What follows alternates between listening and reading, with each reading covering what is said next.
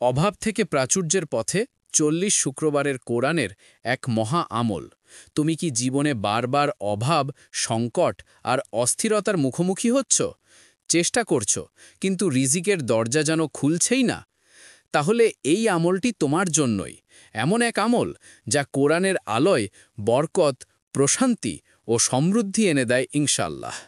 আমলের নিয়ম: আরবি মাসের প্রথম শুক্রবার থেকে শুরু করে পরপর ৪০ শুক্রবার পর্যন্ত মাগরিবের নামাজের পর আয়াতে কুতুব ১১ বার পাঠ করবে। এরপর নিচের এই আয়াতটি একটি সাদা কাগজে লিখে কূপে, নদীতে বা সাগরে ফেলে দেবে। এই আমলটি নিয়মিত করলে ইনশাআল্লাহ রিজিকের দরজা খুলে যাবে, জীবন ভরে উঠবে বরকত ও প্রশান্তি।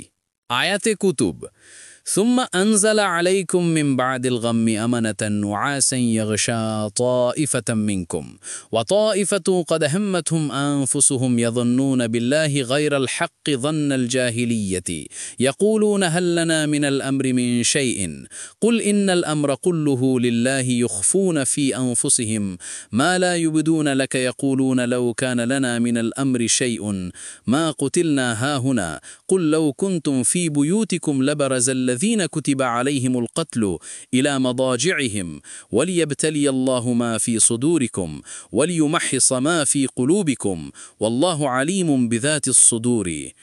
অর্থ: এরপর আল্লাহ তোমাদের উপর নেমে দিলেন নিরাপত্তা, তন্দ্রার আকারে, যা তোমাদের এক দলকে আচ্ছন্ন করে ফেলল।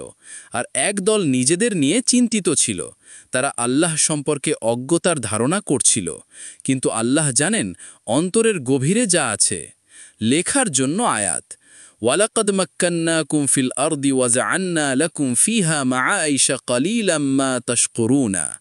আমি তো তোমাদেরকে পৃথিবীতে প্রতিষ্ঠিত করেছি এবং তাতে তোমাদের জীবিকার ব্যবস্থা করেছি, কিন্তু তোমরা অল্পই কৃতজ্ঞতা প্রকাশ করো। সূরা আল আরাফ আয়াত ১০। রিজিক শুধু অর্থ নয়, এটি বরকত, তৃপ্তি ও আল্লাহর রহমত।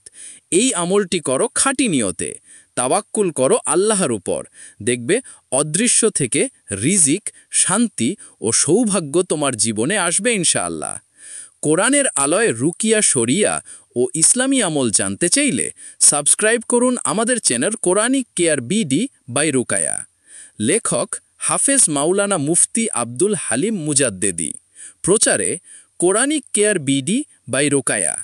কাজলা, নয়াননগর আলফালা মসজিদ সংলগ্ন, যাত্রাবাড়ি, ঢাকা